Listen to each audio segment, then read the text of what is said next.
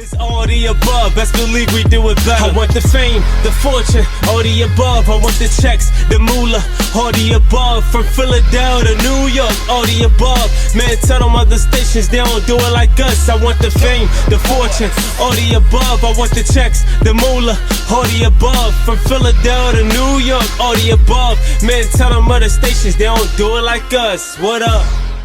Hey, what's up, guys? It's your girl, Angel Marie from All the Above, and I am joined here today by Cellist-Composer Okorie, OkCello Johnson. How are you?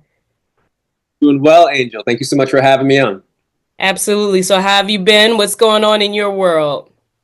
Oh gosh, so much is going on. I've been well. I've been doing well. I have an album. I have an entire album coming out this year in October. But most immediately, I have a single coming out on June 19th. The single is the title track for the album. Funny how things work out. And I'm just getting ready for that. You'd be amazed at how many small little things have to be put in place in order to make something happen. So yes, that's what I'm working on. Love that. Now, before we deep dive into this interview, now I have to ask you, this single that's coming out on June 19th, is it tied into Juneteenth? Because I see a little correlation here. Is that on purpose? Well, I mean, I wouldn't say that there is. First off, my music doesn't have words, right? So there's not going to be like a lyrical connection, but the video is about centering joy as an act of a kind of like revolution, not so much heavy on the revolution, but centering joy.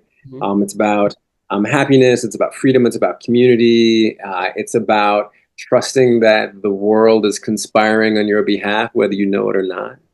And it's, yeah, and it's especially about trusting the process for me. This is my fourth album. And this song is the beginning of a bigger project for me. So like I have collaborations on this album. And the first three albums I did like 98.9% of all the music myself. And for the most part, it's still probably about 89, 88% all myself. But the sounds are bigger, the arrangements, the compositions are more ambitious. And I have some collaborations with a producer or two, and a poet, and a pianist, and it's sounding full. Like, and this track is like a hip hop ska track. You know what I mean? So, and if you're not used to hearing solo cello, you're probably especially not used to hearing hip hop and ska on the cello. So yeah, it's a big moment. I'm excited about it. It definitely has a lot to do with the idea of freedom, artistic freedom. So that's perhaps how it ties into Juneteenth. Yes, I know our viewers and our listeners are going to be excited to hear about that. So I need to know what first drew you to the cello, and how did your journey begin with exploring your talent with that? Yeah. Well, is this going to be, are people going to be able to see me, or is it just going to be heard? Because they can see me. Then I think it maybe will be interesting for me to say I'm 50 years old. So I turned 50 in December, and I started playing the cello when I was 6 years old, Wow. almost 7. So I've been playing for a very, very, very long time. Don't know that I can say what drew me to the cello at 6 or 7. What I can say is that I was going to play an instrument. My mother and I knew I was going to play an instrument in this organization called the DC Youth Orchestra. Mm-hmm. And I was open. I was willing to play whatever was available. But the reality is that there were only 2 classes that had space, viola and cello. And my mother played the viola when she was young, so she encouraged me to do something different. So I think maybe the story I tell is that it chose me. And the other thing is, some people say I fell in love immediately and I, spent every moment with the cello. And that's not exactly true. I loved playing the cello when I was playing the cello. But I was an equal opportunity lover. I loved everything. I loved sports. I loved theater. I loved my friends, talking on the phone, talking to girls. Like I was really trying to be a full teenager, Mm-hmm. And there reached a point in my teenage years when my teacher was like, "You're good, and I'm going to need you to focus." So I'm 14, 15. Just so imagine someone saying this to you at this time. I'm going to need you to stop everything else, all sports, because you could hurt your hands. And I'm going to need you to practice between 2.5 to 3 hours a day. And so Commitment. you can sleep, you can do schoolwork, and you can practice. This is what your evenings should look like. And I was like, I don't think I can do all that. You know what I mean? So I actually put the cello down. I thought I was going to stop when I was in my senior year. And then the world conspired. It's the beginning of the story of funny how things turned out. The world conspired in the beginning of my senior year. My conductor at school was like, I want you to play a cello concerto for your senior recital. I was like, what? And I had just stopped playing for my private teacher, and I didn't have the heart to tell him. So I ended up practicing 2.5 to 3 hours a day, the way my teacher wanted me to, but on my own to learn this piece that I played with the orchestra. Anyway, so the point is there are all these moments of starts and stops. But the most significant start, again, was when I was 40. And it basically gave birth to this part of my career the last 10 years. And it was perhaps the first time that I recognized that the cello was at the center of my kind of expression, artistic identity, and I was never going to deny it again. So it's been with me for 40 some years, 44 years or so. And it is my best friend. You know? Can't run from it. That's actually inspiring. I used to play the violin in elementary and middle school, but I stopped because, opposite of you, my mom was like, I'm tired of hearing you practice all day. Oh, So really? I just stopped. And I always wonder, I'm like, I wonder what I would have been if I kept going, because I was always first chair in the orchestra. So I was like, I feel like I'm pretty good. Like I was always in the front, but I just gave it up. So Maybe I I feel should like do you and start and stop, find my way back. I'm saying, I think this is your moment. I funny how things work out. This is your moment to pick up the violin again, I think. You know what I I mean? feel like this interview happened for a reason. The thing that's different for adults than children is that they're all manner of things that are good for children, but that children don't want to do because they feel compelled, Hmm. right? There's always that power dynamic, you know, like cleaning up your room is good for you, but you may not want to do it because your mom or your dad or somebody told you to do it, or homework, you know, all that kind of stuff. Yeah. But when you're an adult and you get a chance to choose the things that are meaningful to you, even though you still have things to do that you don't love, when you can choose an instrument because it's yours and you love it, I can't tell you how rewarding that is. I've had several adult students that I taught that developed a new kind of love relationship with their instrument because it was theirs now. I feel like you're telling me something. You're giving me a message, and I need to take it in. I got to take it in. Yeah. Oh, so yeah. Now, your music, it often explores the African diaspora. So, why is that important to you, and how do you channel those themes through the cello? How does that magic happen? You know, it's funny, like that's kind of a fancy way of saying I just play the music that I listen to. You know, I listen to black music. You know what I mean? I listen to soul and R&B and funk and reggae and dancehall and high life and Afro beats and salsa. I mean, these are things that catch my ear. Um, and the big challenge for me for the cello has been how do you play the music you like to hear as opposed to the music that has been written for the instrument. Mm, Um, most of the music that's been written for the instrument is classical. A lot of it is European, and most of it doesn't actually, you know, acknowledge these other song forms and traditions that come out of the African diaspora. But all you got to do is turn on the radio, and you're listening to diasporic music, right? And yep. I turn on the radio, and I like a lot of contemporary music. And my goal since I was in my 20s was how do I find either opportunities to play the music I like on the instrument? And then when I turned 40, how do I write and compose and create the music that I like on my cello? So I have songs that are drum and bass. I have songs that are funk. I have songs that are soul and R&B. I have songs that are folk. I have songs that are rock. And those are just the things that my ears are drawn to.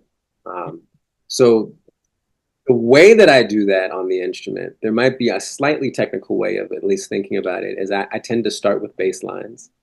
because I think for me, bass lines are where, as a person who plays, you know, a lower instrument, a lower sounding instrument, bass lines for me are where you get the DNA of a song, right? So if you listen to funk, bass lines are the most melodic accompaniment part. Or if you're listening to like hip hop, you know, not necessarily bass lines, but it's the drum beat, right? So like I don't do a ton of hip hop on the cello, but when I do, it's centered around me beating on my instrument because the percussion, you know, that's not a thing that cellists do really. Yeah. But the beating on gives me the opportunity to kind of channel the polyrhythms and the percussion that's in the music that I'm listening to. Um, all of it is about polyrhythms, right? Like when you talk about American music, it's really the intersection of like West African music and Celtic music, Mhm. people from Ireland. When you talk about West African music, there are really three things that are important here in the United States. One is the pentatonic scale, right? It's not super common in England and France and Germany, but it's hella common in West Africa and Ireland, right? But definitely in West Africa. There's the idea of polyrhythms where you have multiple rhythmic structures on top of each other. We don't really think about it that way. When you start intellectualizing it, that's what people say, but it's just it's go-go. I don't know where you're from. You know like a go-go beat? Oh Like yeah, I'm from Philly. you're from Philly, right? So the idea is that like they're just lots of different rhythms on top of each other, and this becomes the way that we talk musically, right? So pentatonic scale, um, polyrhythms, and the third would be call and response, right? And so the idea that there is this conversation that's happening between the lead singer and sometimes the audience, or the lead singer and the background singers. I mean, those are uniquely, not uniquely, but essentially West African elements that traveled over into American music Mhm. and that I try to create in my songs, right? Like so a lot of polyrhythms, definitely some drums, definitely a lot of call and response, and from time to time songs that are based on pentatonic scale. I like that. And speaking of the songs that you create, you've also scored everything between documentaries to children's theater. So, how do you shift your creative approach across those mediums? Is it the same approach for those as well? It is that, but you know, I think my other approach to composing or to composition is um, how do you say it in a song? So when I'm teaching like an improvisation workshop for orchestral students, I'll have a conversation with them about their breakfast. What did you eat for breakfast? Did you like it? Did you make it? Who made it? All that kind of stuff, right? Just with words. And then the next thing is, how do you have that same conversation on your instrument? And usually orchestral people, like violinists, are like, "What? What are you talking about? You can't." I'm like, "Yes, you can." I want to ask you that question on the cello, and I want you to respond on the violin. And for me, that is the central work of composition. What's the story? What's the lead voice? So is it a visual voice? Is it an actor? Is it just a picture, right? Mhm. What's the lead voice? And then how do you create a sound that helps to tell that story or to tell that tells parts of that story that the lead voice couldn't do on their own? Nice. Um, that's kind of where the composition comes in. Like, you know, that everything can be scored. And you just have to be clear about what every moment is trying to say. I like that. And adding on to that, you've shared stages and studios with artists like India Irie, De La Soul, and Big Boy. So, how have those collaborations influenced your work? You know, the India RE one is maybe a little bit different in the sense that uh, when I was trying to be like a young contemporary musician, she was just part of my family. Like we were all part of this Earthseed Groovement world. And I grew up a lot with India. I played a lot of shows and we traveled around. There was like an acoustic set, which was often just the two of us, and then there was a full band. Nice. Um, and I watched her do what she does probably for 2 or 3 years at a time. And she was probably, this is weird to say, but she was probably my first teacher. So while I was certainly contributing to her music, I had never really played with anyone other than my other bandmate Mhm. who listened to country music, who believed in the song as narration, who did like a preamble and a post for the song and told all three of those things, told this really elaborate story. So she was probably the first, she and my buddy Julian were the first of 4 or 5 teachers. And while I contributed bass lines to her music, I really learned a lot watching her write music and connect with audiences. The other folks are session things, right? So I got pulled in to record for Big Boy. He wasn't in the room, but it was for his music. I got pulled in to record for De La. They were in the room. That was a moment. That was one of like the best moments I've had. I didn't get a chance to record for Maxwell, but I got a chance to open up for Maxwell, and so he came in and was like there with me while I was like, warming up in my dressing room and heard my son. Like those are really, really cool moments. But I just want to shout out when I get a chance, people like India, Doria Roberts, Leah Morgan, and Callahan, because those 4 women really modeled what it is I try to do with my music. I'm not a singer-songwriter. Mhm. I'm a cellist, songwriter, composer, but I do believe that the singer-songwriter is the most concentrated and powerful and talented musical performer on the planet, right? And so in the singer-songwriter category, you have Stevie Wonder and Bob Marley and Nina Simone and Roberta Flack, those people who sit down at their instrument, and if there's no other instrument on stage, they can give you an amazing show. That's what I aspire to. I love that. And we got to add on to that because you were also featured on the Tamron Hall show. So congratulations on that. What was that experience like for you and how did that impact your career? Yeah, so it was amazing and fast. Like it was about 3.5 hours, but like it felt like this. You know what I mean? Like I got there, there was makeup and wardrobe and doing rehearsals and I mean, it went by in a blur, but their people were amazing. Lorena Ruiz is the producer that found me and kind of got me on the show, and she was amazing. Tamron Hall was amazing. It definitely got me out to a bigger, broader audience. Also, a decidedly and importantly Black audience, which was cool. Not to say that my music doesn't have a Black audience, because it does, especially here in Atlanta and in the Southeast. But I remember I was flying. I had a gig in New Orleans the week after the show, and there was somebody there working at Delta, and he was like, I know you. I was like, what? For real? Like, I don't play in New Orleans all that often. He's like, that's all right. I know you from somewhere because he saw my cello. He's like, you were just on Tamron Hall. I was like, I was. Yes, I was. And he gave me a little hookup to the Delta Sky Lounge. I was like, oh, that's pretty cool. So it was a lot of fun. I'm always looking to do more moments like that. It was right at the time that Andre 3000's album came out. And I was just happy to be another instrumental artist talking about the life of instrumental music. So Love that. That's perfect timing. Now, you got to let us know. You already told us that you have big projects on the horizon. So fill us in one more time. Let all of our viewers and listeners know yes, what can they expect from Okorie OkCello Johnson.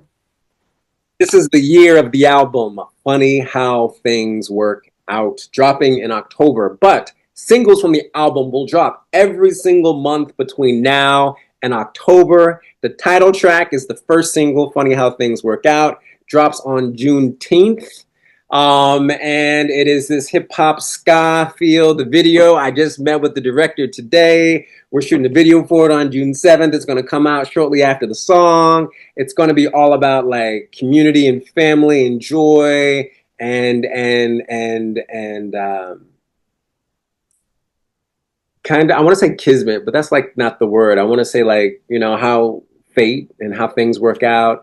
It's about a little bit about a royalty, the idea of not so much being a king or queen, but like ascending into your responsibility to your community, to represent and to hold space for, right? Like that idea of royalty.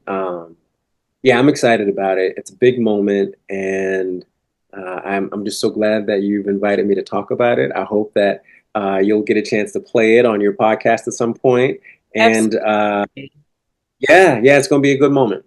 You got to tell everyone how can they find you so they can stay up to date with everything that's going on in your world when the new music drops, all that good stuff, so they don't miss a beat. So I am OK. The letters ONKCELLO. OkCello. That is my name. That is my website, www.okcello.com, where all of my dates and all of my, if you want to find it, you want to do a deep dive on OkCello, go there. There's all kinds of stuff. But I'm very active on Instagram. I'm trying to be more active on TikTok. I'm on X. I'm on Facebook. And that's where I promote my stuff. My dates, though, are on my website. So if you're interested in where I'm going to be, right around the time that my song drops, I will be playing for the Johns Creek community. I'm going to be their Juneteenth headlining performer on the 21st. So I'm excited about that. Next weekend, this Saturday night, I think, I'm playing in Reston, Virginia at the Reston, Virginia Community Center. They have this beautiful performing arts center connected to their community center. And so I'll be playing there. Yeah, just check back for more. Perfect. You guys heard him. Make sure you follow, support, stay up to date on everything so you do not miss a beat. But before you guys go, make sure you also follow us. We are available on Instagram, TikTok, and Twitter at _alltheabove1. That is how you'll stay up to date with everything that is going on in our show. And make sure you also hit that subscribe button on YouTube at All of the Above Podcast. That is where you will see this amazing interview with the talented OkCello, as well as a host of other interviews with celebrities, local events, everything that you can imagine, all under one umbrella. And last but not least, make sure you also visit our website at www.alloftheabove-podcast.com. That is where you will have all of our links, see everything about our show so you can never miss a beat. And everything is there, so you guys have no excuse not to find us and to find all of our amazing guests. But as always, make sure you guys follow and support OkCello as well as All the Above. I'm your girl, Angel Marie, and we will see you guys next time. Wednesdays at 7, Angel Marie and Kevin playing the illest records, bringing us back together. Philly is all season, swimming through any weather, leaving the track bleeding, way we pull it together. We applying my pressure, I am your new professor, teaching in some semester, pay attention to lessons. I like a chili pepper, fresh out of Louisiana. It's all the above, best believe we do it better. I want the fame.